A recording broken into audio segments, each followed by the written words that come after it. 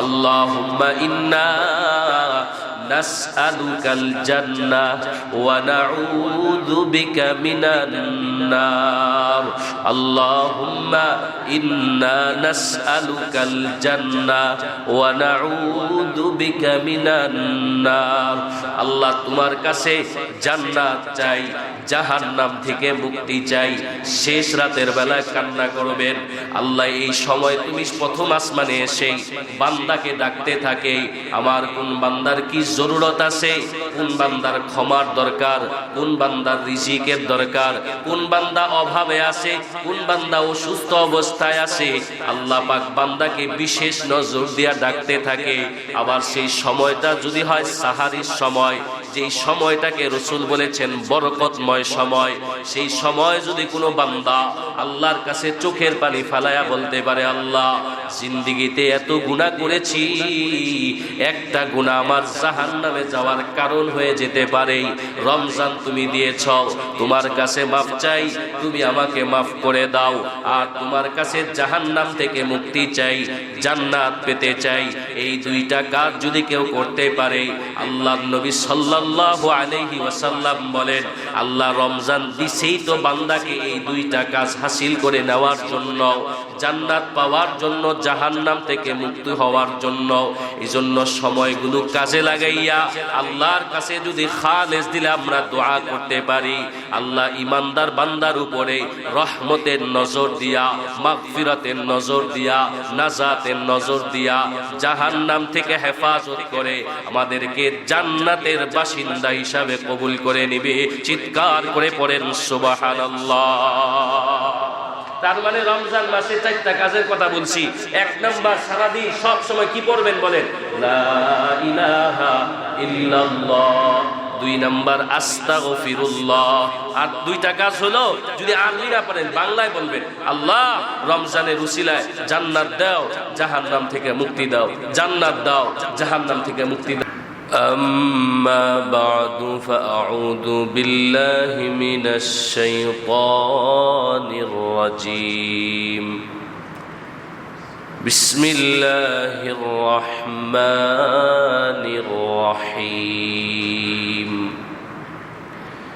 يا أيها المزمل قم الليل إلا قليلا نصفه أو انقص منه قليلا. وقال النبي صلى الله عليه وآله وسلم من صام رمضان إيمانا واحتسابا غفر له ما تقدم من ذنبه ومن قام رمضان إيمانا واحتسابا غفر له ما تقدم من ذنبه أو كما قال النبي عليه الصلاة والسلام. এই রমাদান মাস আল্লাহ পাক বান্দার উপরে রমজানের রোজাগুলো ফরজ করছেন। তবে প্রত্যেকটা আমলের একটা উদ্দেশ্য আছে, মূল মাকসাদ আছে। আল্লাহ পাক রব্বুল আলামিনের মূল মাকসাদ বান্দাকে না খাওয়ায় রাখা না, সারাদিন উপাস রাখা, এটা আল্লাহর মূল মাকসাদ না। আল্লাহর মাকসাদ হলো আল্লাহ পাক রমজানের রোজার মাধ্যমে এটা স্পষ্ট করেছেন কোরআনের আয়াতে আল্লাহ, যে লাআল্লাকুম তাত্তাকুন। আমি আল্লাহ রোজার মাধ্যমে মাকসাদ হলো বান্দাকে তাকওয়া দান করব। তাকওয়া, যে তাকওয়া মানে বিরত থাকা, গুনাহের কাছ থেকে নিজেকে বিরত রাখা। ভাই আপনি রমজানে দুপুরে খান না কেন? রোজা ভেঙে যাবে, আল্লাহর অসন্তুষ্টি হবে। ভাই আপনি এত কষ্ট করতেছেন, পানির তৃষ্ণায় খান না কেন? পানি পান করেন না কেন? আল্লাহর ভয়। তো আল্লাহ পাক এটার মাধ্যমে ট্রেনিং দিতে চায় বান্দাকে, যে আমার বান্দা বাকি 11 মাস সমস্ত গুনাহের কাছ থেকে নিজেকে হেফাজত করবে, নিজেকে বাঁচায় রাখবে, আর বলবে যে আমি গুনাহ করতে পারবো না কেন? বলে আমার আমল নষ্ট হয়ে যাবে। গুনাহ করতে পারবো না কেন? বলে আমার রব নারাজ হয়ে যাবে, আমার জাহান্নামে যেতে হবে, এই জন্য আমি গুনাহ করতে পারবো না। এই ট্রেনিংটা আল্লাহ রমাদান মাসে রোজার মাধ্যমে বান্দাকে দিয়ে থাকে। এটাই আল্লাহ পাকের মূল মাকসাদ, তাকওয়া অর্জন করা, আল্লাহর ভয়ের কথাটা স্মরণ করে দেওয়া। কিন্তু আমরা তো মনে করি রোজা রাখা, সকালে সাহারি খাইলাম, শেষ রাতে সাহারি খেলাম, তারপরে আমি সন্ধ্যার সময় ইফতারি করলাম, বাস আমার রোজা হয়ে গেল। হাদিস শরীফে আছে আল্লাহ রাসূল সাল্লাল্লাহু আলাইহি ওয়াসাল্লাম বলেন, রোজা হলো একটা ঢাল স্বরূপ, বান্দাকে জাহান্নামের আগুন থেকে এই ঢাল হেফাজত করবে আল্লাহর পক্ষ থেকে। রোজা সুপারিশ করবে ঢাল স্বরূপ। তবে আল্লাহর নবী বলেন, আবার ঢালটা যখন ফের পড়ে যাবে তখন সে ক্ষতিগ্রস্ত হয়ে যাবে, ভেঙে পড়বে। সাহাবী প্রশ্ন করতে, রাসূল ঢাল ভেঙে পড়বে মানে বুঝলাম না, রোজা ঢাল স্বরূপ বললেন, আবার ভেঙে পড়ার কথা বললেন। আল্লাহর নবী বলেন, যে ব্যক্তি রোজা রাখা দুইটা গুনাহ করবে। এক নাম্বার, রোজা রাখা যে মিথ্যা বলবে, রোজা রেখে যে মিথ্যা বলবে তার রোজাটা ঢাল স্বরূপ থাকবে না, এটা ভেঙে পড়বে। আর রোজারত অবস্থায় যে গীবত আর শিকায়ত, যেটা আমাদের পরিচিত গুনাহ, মজাদার গুনাহ, করতেই ভালো লাগে, আলাপ উঠলে করতেই মজা লাগে, কি বলেন ঠিক না? ভালো লাগার মতো একটা গুনাহ, সেটা হয়তো গীবত শিকায়ত। অথচ রাসূল বলেন, রোজা রেখে কেউ যদি এই দুইটা গুনাহ করে তাহলে তার রোজা তার জন্য আর ঢাল স্বরূপ হবে না, বরং সেটা ভেঙে পড়বে। তার মানে এই রোজা রেখে আপনি রোজার ফরজিয়াত আদায় হবে, তবে আল্লাহ পাকের কাছে যে ফজিলত কামনা করতেছি সেই ফজিলত পাওয়ার আশাটা করা বোকামি হয়ে যাবে। এজন্য রোজা রেখে মিথ্যা কথা বলা যাবে? সকলে বলি কলা বলা যাবে ভাই? রোজা রেখে মিথ্যা বলা যাবে না, রোজা রেখে গীবত শিকায়ত করা যাবে। রমাদান মাস, এই রমাদান মাসে কি কি কি আমরা জোরে করেন, আমরাও শুনি। কি বলবেন? কেউ গল্প করলে জোরে বলেন, আমরাও শুনি। একা একা মজলিসের ভিতরে দুইজন কথা বলা নিষেধ, কানাকানি দুইজন কথা বলা সম্পূর্ণ নিষেধ, হাদিসের নিষেধ, আমার নিষেধ না। তারা বলবেন, জোরে বলবেন। রমাদান মাসে 4টা কাজ করার কথা হাদিসে আছে। যখন জোরে বলেন তো ভাই, কয়টা কাজ? সবাই বলেন কয় কাজ? 4 কাজ। 2টা কাজ তো আপনাকে করতে হবে, নিজের জন্য চাইতেই হবে। আর 2টা কাজ করলে আল্লাহ বেশি খুশি হয়। যেই 2 কাজ করলে আল্লাহ রমাদানে সবচেয়ে বেশি খুশি হয়, তার মধ্যে 1 নাম্বার হলো রমাদানে বেশি বেশি আল্লাহ পাকের কাছ থেকে তাওহীদের কথা বলা, কালিমা পড়া, লা ইলাহা ইল্লাল্লাহ, লা ইলাহা ইল্লাল্লাহ, লা ইলাহা ইল্লাল্লাহ। রমাদান মাসে এটা হইল মুমিন বান্দার প্রথম কাজ। সদা সর্বদা সবসময় বলবে, আল্লাহ তুমি ছাড়া আর কোনো ইলাহ নাই, তুমি ছাড়া আর কোনো লালন কর্তা পালন কর্তা কেউ নাই, তুমি আমার রব, তুমি একমাত্র ইলাহ, তুমি খোদা, তুমি ছাড়া আর কেউ নাই। সব ধ্বংস হয়ে যাবে, আর একজনই জীবিত থাকবেন, একজনই পৃথিবীতে টিকে থাকবেন। আসমান জমিন পুরা কুল কায়নাতে সব চলে যাবে, একজন টিকে থাকবেন, যিনি তিনি কে? আপনি থাকবেন, আপনি আল্লাহ, আপনি রব। 2 নাম্বার কাজ হলো আল্লাহ খুশি হয় বেশি বেশি আল্লাহ পাকের কাছে ক্ষমা চাওয়া। আস্তাগফিরুল্লাহাল আযীম ওয়া আতুবু ইলাইহি, আস্তাগফিরুল্লাহাল আযীম ওয়া আতুবু ইলাইহি। রমাদান মাসে 2টা কাজ করা, একটা আল্লাহ পাকের জিকির করা, আর একটা ইস্তেগফার পড়া। ইস্তেগফার করার মাধ্যমে আল্লাহর কাছে মাফ চাওয়া। তার মানে বান্দাটা যখন রোজা রেখেছে, শরীরটা ক্লান্ত হয়ে গেছে, শরীরটা দুর্বল হয়ে গেছে, আল্লাহ পাক বান্দার আমলনামা দেখলে দেখবে অনেক গুনাহ, কিন্তু বান্দা পড়তেছে আস্তাগফিরুল্লাহ রোজারত অবস্থায়, ক্ষুধার্ত অবস্থায়। আল্লাহ রহমতের নজর দিয়া তাকায় দেখবে আমার বান্দাটা রোজারত অবস্থায় ক্ষুধার যন্ত্রণায় আমার বয়স সারাদিন উপাস থেকে আমার বান্দাটা জবান দিয়া বলতেছে, আল্লাহ শয়তানের ধোকায় পড়ে গুনাহ করে ফেলেছি, আপনি আমাকে মাফ করে দেন। আল্লাহর কাছে খালেস দিলে মাফ চাইলে আল্লাহ পাক রব্বুল আলামিন রমজান মাসের উসিলায় ওই ব্যক্তির জিন্দেগীর সব গুনাহগুলোকে মাফ করে দিবি। তার মানে এই জন্যই রাসূল সবসময় শাবান মাসে, রমজানের আগে যে মাসটা পার করছে ওই মাসটাতে আল্লাহ রাসূল বেশি রোজা রাখতেন। কেন? হাদিসে আছে শাবান মাসে সারা বছরের আমল আল্লাহর কাছে উপস্থিত করা হইতো। রাসূলের তো গুনাহ নাই, আগেও নাই পরেও নাই, আগের গুনাহও মাফ, সব মাফ হইয়া গেলেও যদি আল্লাহ কাছে হইয়াও যদি আর যায় কখনো তাও মাফ, গুনাহ তো নাই। তারপরও নবী সাল্লাল্লাহু আলাইহি ওয়াসাল্লাম রোজা রাখতেন, আবার সোমবার বৃহস্পতিবার রাসূল রোজা রাখতেন। কেন? যে রোজারত অবস্থায় যদি আল্লাহ আমার আমল দেখে আল্লাহ বলবে বান্দাটা তো দুর্বল, আমার বান্দাটা এখন কষ্ট করতেছে, রোজারত অবস্থায় থেকে আমার কাছে ইস্তেগফার করতেছে, যা যা বান্দারে এক উসিলায় মাফ করে দিলাম। এই মাফ পাওয়ার উসিলা হিসাবে রাসূল সোমবার আর বৃহস্পতিবার এবং বাৎসরিক মাস শাবান মাস সব সময় আল্লাহ রাসূল রোজা অবস্থায় কাটাইতেন। সুবহানাল্লাহ। তার মানে আমাদেরও কাজ হবে দুইটা। কয়টা বলেন তো ভাই? এই দুইটা করলে আল্লাহ খুশি হবে। এক নাম্বার কি করা? জিকির করা, লা ইলাহা ইল্লাল্লাহ, লা ইলাহা ইল্লাল্লাহ। দুই নাম্বার কাজ হলো ইস্তেগফার পড়া, আস্তাগফিরুল্লাহ আস্তাগফিরুল্লাহ। যে যত বেশি ইস্তেগফার করবে আল্লাহ তার ভবিষ্যৎকে তত বেশি সুন্দর করে দিবি। সুবহানাল্লাহ। ইস্তেগফারের মাধ্যমে, ইস্তেগফারের অনেক ফজিলত। ওয়ায়ুমদিদুকুম বিআমওয়াল ওয়া বানিন ওয়া ইয়াজআল লাকুম জান্নাতিন ওয়া ইয়াজআল লাকুম আনহারা। ইস্তেগফার করার মাধ্যমে আল্লাহ বলে ফাকুল তুস্তাগফিরু রাব্বাকুম ইন্নাহু কানা গফফারা। ইস্তেগফার করলে আল্লাহ পাক বান্দার গুনাহ মাফ করে।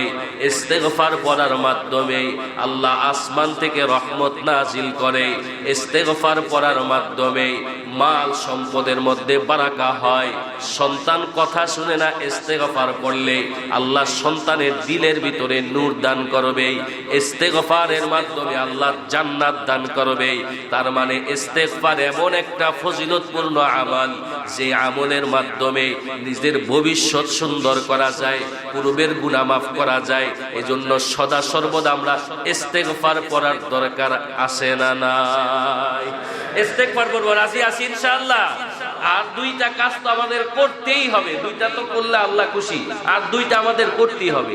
সেটা হলো এক নাম্বার আল্লাহর কাছে জান্নাত চাওয়া, দুই নাম্বার জাহান্নাম থেকে মুক্তি চাওয়া। আল্লাহুম্মা ইন্না নাসআলুকাল জান্নাহ ওয়া নাউযু বিকা মিনান নার। আল্লাহুম্মা ইন্না নাসআলুকাল জান্নাহ ওয়া নাউযু বিকা মিনান নার। আল্লাহ তোমার কাছে জান্নাত চাই, জাহান্নাম থেকে মুক্তি চাই। শেষ রাতের বেলায় কান্না করবেন, আল্লাহ এই সময় তুমি প্রথম আসমানে এসে বান্দাকে ডাকতে থাকে, আমার কোন বান্দার কি জরুরত আছে, কোন বান্দার ক্ষমার দরকার, কোন বান্দার রিজিকের দরকার, কোন বান্দা অভাবে আছে, কোন বান্দা অসুস্থ অবস্থায় আছে। আল্লাহ পাক বান্দাকে বিশেষ নজর দিয়া ডাকতে থাকে। আবার সেই সময়টা যদি হয় সাহারির সময়, যেই সময়টাকে রাসূল বলেছেন বরকতময় সময়, সেই সময় যদি কোনো বান্দা আল্লাহর কাছে চোখের পানি ফেলায়া বলতে পারে, আল্লাহ জিন্দেগিতে এত গুনাহ করেছি, একটা গুনাহ আমার জাহান্নামে যাওয়ার কারণ হয়ে যেতে পারে, রমজান তুমি দিয়েছ, তোমার কাছে মাফ চাই, তুমি আমাকে মাফ করে দাও। আর তোমার কাছে জাহান্নাম থেকে মুক্তি চাই, জান্নাত পেতে চাই। এই দুইটা কাজ যদি কেউ করতে পারে, আল্লাহর নবী সাল্লাল্লাহু আলাইহি ওয়াসাল্লাম বলেন, আল্লাহ রমজান দিছেই তো বান্দাকে এই দুইটা কাজ হাসিল করে নেওয়ার জন্য, জান্নাত পাওয়ার জন্য, জাহান্নাম থেকে মুক্তি হওয়ার জন্য। এজন্য সময়গুলো কাজে লাগাইয়া আল্লাহর কাছে যদি খালেস দিলে আমরা দোয়া করতে পারি, আল্লাহ ইমানদার বান্দার উপরে রহমতের নজর দিয়া, মাগফিরাতের নজর দিয়া, নাজাতের নজর দিয়া জাহান্নাম থেকে হেফাজত করে আমাদেরকে জান্নাতের বাসিন্দা হিসাবে কবুল করে নিবে। চিৎকার করে পড়েন সুবহানাল্লাহ। তার মানে রমজান মাসে 4টা কাজের কথা বলছি। 1 নাম্বার, সারাদিন সব সময় কি পড়বেন বলেন? লা ইলাহা ইল্লাল্লাহ। 2 নাম্বার আস্তাগফিরুল্লাহ। আর 2টা কাজ হলো, যদি আরবি না পারেন বাংলায় বলবেন, আল্লাহ রমজানের উসিলায় জান্নাত দাও, জাহান্নাম থেকে মুক্তি দাও, জান্নাত দাও, জাহান্নাম থেকে মুক্তি দাও। নবী করিম সাল্লাল্লাহু আলাইহি ওয়াসাল্লাম বলেন, আল্লাহ পাক রব্বুল আলামিন এই রমজান মাসটাকে 3 সিস্টেমে সাজাইছেন। রাসূল বলেন, ওয়া হুয়া শাহরুন আউয়ালুহু রাহমাতুন ওয়া আওসাতুহু মাগফিরাতুন ওয়া আখিরুহু ইতকুম মিনান নার। আল্লাহর নবী বলেন এই মাসটা 3 ভাগে বিভক্ত। বলেন কয় ভাগে বিভক্ত? 3 ভাগে। আমরা স্বাভাবিক বাংলা যেটা জানি, রহমতের 10 দিন, মাগফিরাতের 10 দিন, নাজাতের 10 দিন। রাসূল এটা বলছেন, আউয়ালুহু রাহমাতুন, প্রথম 10 দিন রহমত, ওয়া আওসাতুহু মাগফিরাতুন, এরপরে হলো ক্ষমা, এরপরে হলো নাজাত। সুবহানাল্লাহ, সুবহানাল্লাহ বলেন। আমি উদাহরণটা সব সময় দেই, আবারও বলি। আল্লাহ পাক রব্বুল আলামিন রমজান মাসে বান্দাকে পুরোপুরি পবিত্র বানায়, একেবারে পাক ও সাফ বানায়। যেভাবে আমরা আমাদের একটা পোশাককে পাক সাফ বানাই, আমরা আমাদের একটা পোশাক যখন ময়লা হয়ে যায়, আমরা তখন কি করি? সর্বপ্রথমে পোশাকটারে বালতির ভিতরে হুইল পাউডার দিয়া কাপড়টারে এটার ভিতরে ভিজাই। কি বলেন, ভিজান না? আমরা কাপড়টারে ভিজাই। ভিজাইলে কি ফায়দা হয়? ভিজাইলে পুরা কাপড়ের ভিতর থেকে ময়লাগুলা ঝরে, ময়লাগুলো আলগা হয়ে যায়। ময়লাগুলো এখনো পড়ে যায় নাই, কাপড় থেকে আলগা হয়ে গেছে। এবার দ্বিতীয় পাট কাজ হইল, কাপড়টারে নিয়ে একটু ঘাসাঘাসি করলে, পানি দিলে, ভালো করে ধোয়ার চেষ্টা করলে কাপড় থেকে সব ময়লাগুলা পড়ে যায়। এরপরে তৃতীয় পাটে আমাদের কাজ হলো এই কাপড়টাকে শুকাইয়া ইস্তারি করার পরে এই কাপড়টা গায়ের মধ্যে আবার পরিধান করা যায়। আল্লাহ পাক রব্বুল আলামিন এই রমাদান মাসের ভিতরেই বান্দাকে প্রথম 10 দিনের মধ্যেই রহমতের পানি দিয়া বান্দার গুনাহগুলোকে আল্লাহ ভিজায়া রাখে, গুনাহগুলোকে আলাদা করে। মাগফিরাতের সময় আল্লাহ বান্দার গুনাহগুলোকে মাফ করে দেয়, একেবারে সরায়া দেয়। আর তৃতীয় 10 দিনে যাইয়া আল্লাহ নাজাতের সময় বান্দাকে পাক ও পবিত্র বানাইয়া বান্দার নামটাকে জাহান্নাম থেকে কাইটা জান্নাতের খাতায় উঠায়া দেয়। সুবহানাল্লাহ বলেন। তাহলে রমজান মাস একটা দিনও আল্লাহর কাছে গুরুত্ব কম নাই। কথা বলেন ঠিক না বেঠিক? রমজানের প্রথম দিনের গুরুত্ব আল্লাহর কাছে যেমন, রমজানের শেষ দিনের গুরুত্ব আল্লাহর কাছে। কিন্তু আমরা তো মনে করি ভিন্ন। প্রথম দিন তারাবির সময় যেই মুসল্লি হয়েছে, কি বলেন, এলাকায় এই সমস্ত মুসল্লিরা কি এখন নাই? আছে না নাই বলেন তো? আছে, কিন্তু মসজিদে আসে না। অথচ প্রথম দিন আপনার জন্য যে ফজিলত ছিল, আজকের দিনে যেটা আছে শেষেও সেটা আছে। এজন্য ভাই, রমজান চলে যাচ্ছে, নিজেকে জাহান্নাম থেকে মুক্ত করার জন্য, আল্লাহ পাকের রহমত করম পাওয়ার জন্য আমাদেরকে তারাবি পড়ার দরকার আছে না নাই? রোজা রাখার দরকার আছে না নাই? এই যে আজকে থেকে 1 পারা করে কোরআন তেলাওয়াত হবে, 1.5 পারা করে শেষ, 9 পারা কোরআন শেষ হয়ে গেছে, আর 21 পারা কোরআন শরীফ নামাজের মাধ্যমে তেলাওয়াত করা হবে ইনশাআল্লাহ। বলে ইনশাআল্লাহ। আল্লাহ সবার জন্য সহজ করেন, বলেন আমিন। আল্লাহ কত সহজ করছে এই রমজান। এই যে 6টা দিন গেছে, বাহিরের অন্যান্য রমজানের তুলনায় বাহিরের আবহাওয়াটা কত ঠান্ডা না ভাই? কত কষ্ট হয় রমজানে, কত কষ্টের মধ্যে মানুষ সময় কাটাইতে হয়। এই রমজান এখন দেখেন বাহিরের পরিবেশটা কত সুন্দর, ভিতরে আসলেও অনেক বেশি গরমও লাগে না, অনেক বেশি ঠান্ডাও নাই। আল্লাহ পুরা রমজানটা আমাদের জন্য সহজ করে দেন, বলেন আমিন। আল্লাহ কত রহমত দিতেছেন রমজান মাস আমাদেরকে। এর বড় যদি আরো টাইমও তো কমে গেছে, আগে তো আমরা রোজা রাখতাম আরো লম্বা সময়, এখন তো রোজা 13 ঘন্টা। 13 ঘন্টার সময় সকালবেলা খাইলে আমরা দুপুরে খানা খাইতে খাইতে 2টা-3টা বাজে, তো 2টা-3টার জায়গায় না 5টার সময় খাই, 6টার সময় খাইলাম, তাই তো?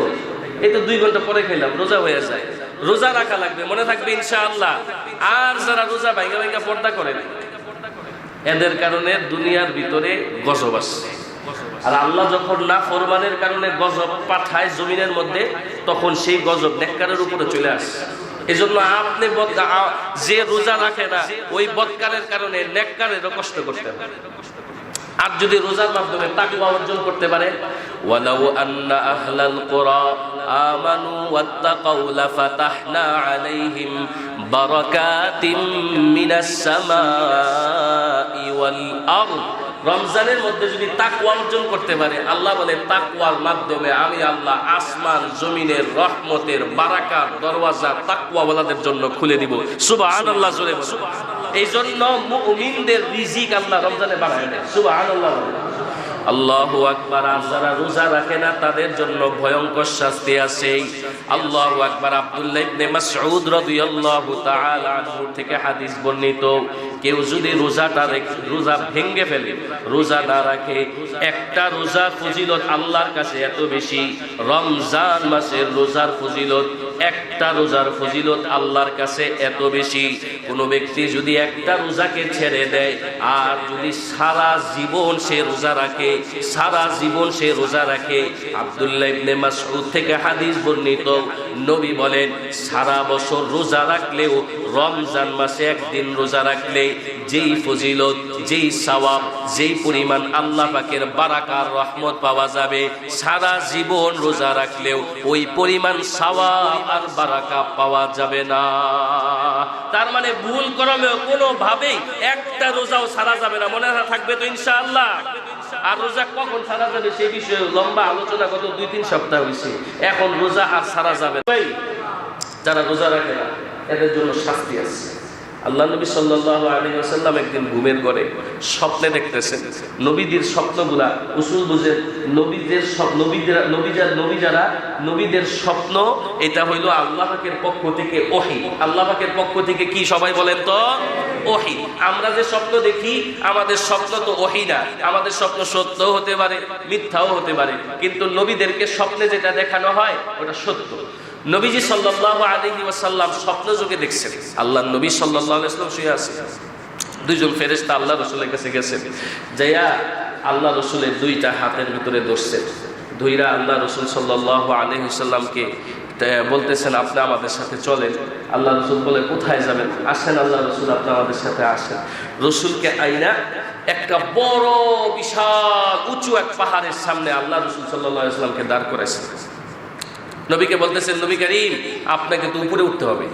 আল্লাহ নবী স্পষ্ট ভাষায় বলছেন আমি তো পারবো না। আবার বুঝেন, আল্লাহ নবী ঘুমায় আছেন, আল্লাহ নবী স্বপ্নে দেখতেছেন নবীজিকে ঘুম থেকে উঠাইয়া বড় একটা পাহাড়ের সামনে আইনা নবীকে বলতেছেন আপনি উপরে উঠবেন। আল্লাহ নবী বলতেছেন কি আমি পারবো না, এটা তো অনেক উঁচু, অনেক কঠিন হয়ে যাবে আমার জন্য, আমি তো পারবো না। আল্লাহ নবী সাল্লাল্লাহু আলাইহি ওয়াসাল্লামকে ফেরেশতারা বললেন নবীজি আমরা আপনাকে সাহায্য করব, আমরা আপনার দুই পাশে থাকবো, আপনি একটু কষ্ট করে উঠবেন।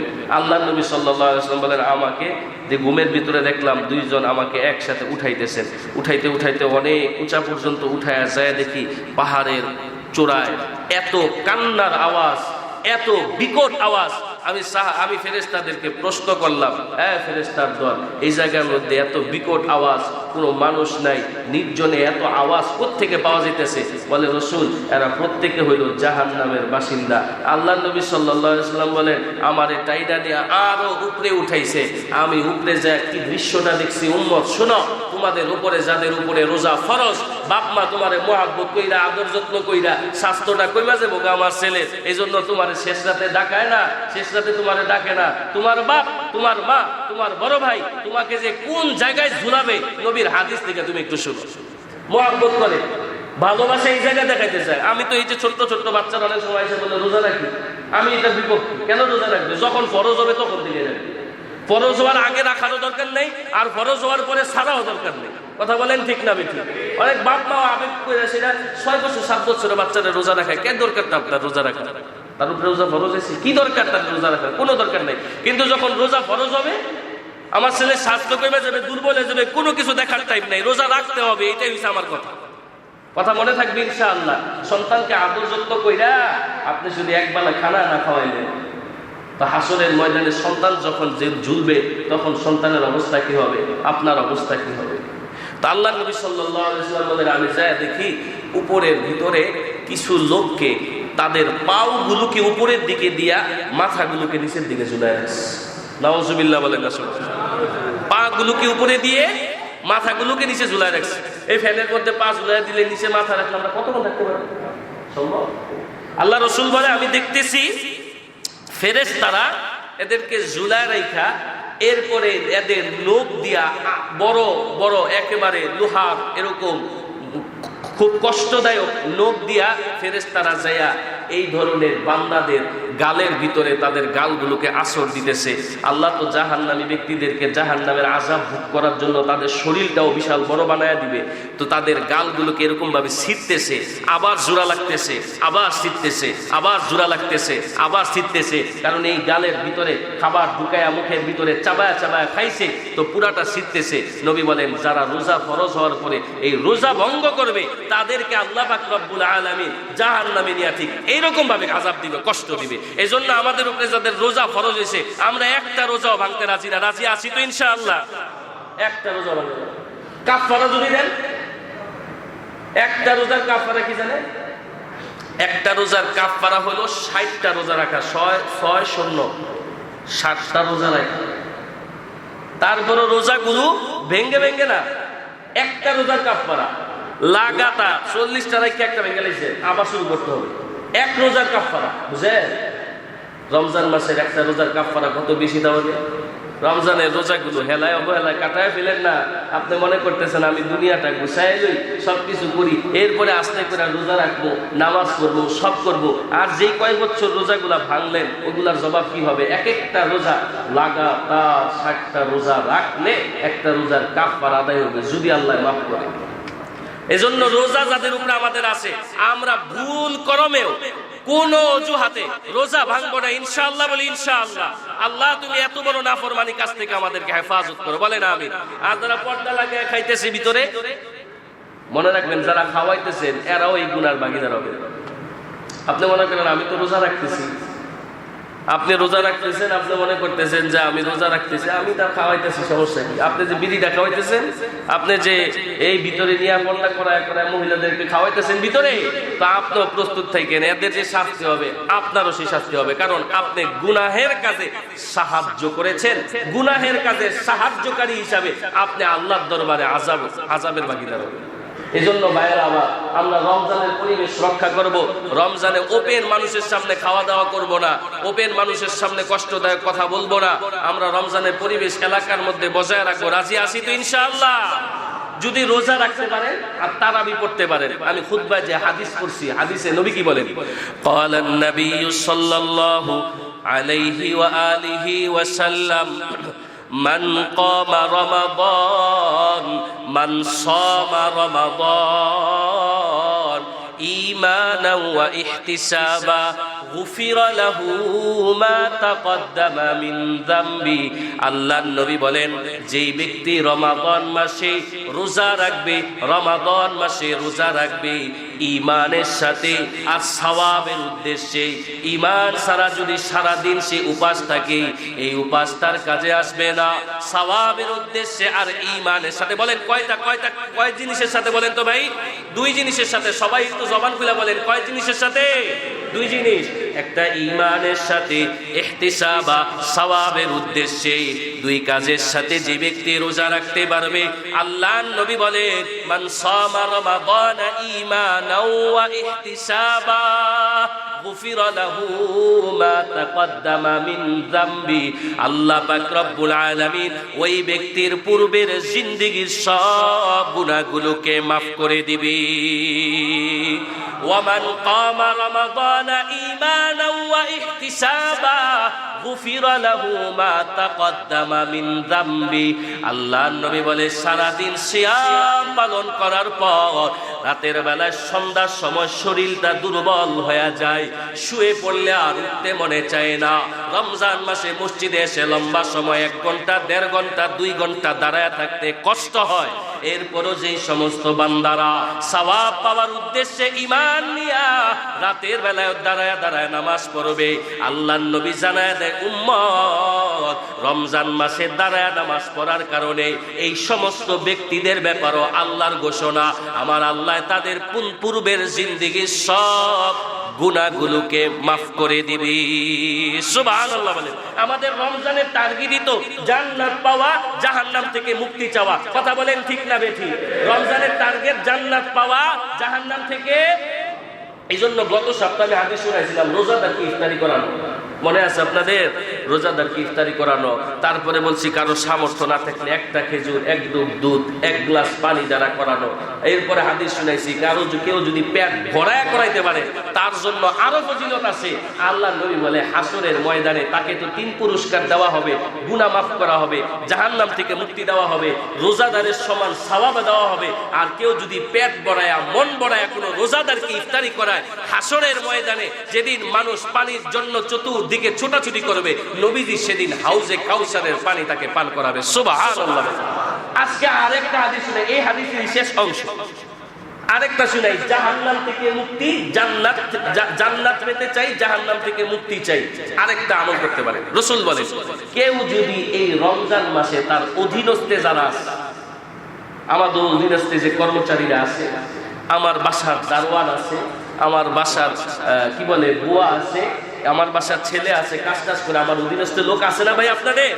আল্লাহ নবী কি বলেন শুনেন খুব খেয়াল করে। জাহান্নাম থেকে মুক্তি চাই, জান্নাত পেতে চাই, এই দুই কাজকে যারা সামনে রাখবে, নবীজি সাল্লাল্লাহু আলাইহি ওয়াসাল্লাম বলে যদি তোমাদের অধীনস্থে যারা আছে এই রমজান মাসের উসিলায় যদি তোমরা রমজান মাসে তাদের কাজটাকে একটু হালকা করে দিতে পারো। অন্যদিন আপনি ডিউটি করেন ভাই 8 ঘন্টা, আজকে থেকে আপনি ডিউটি করবেন 7 ঘন্টা 45 মিনিট, 15 মিনিট আপনি আগে ছুটি।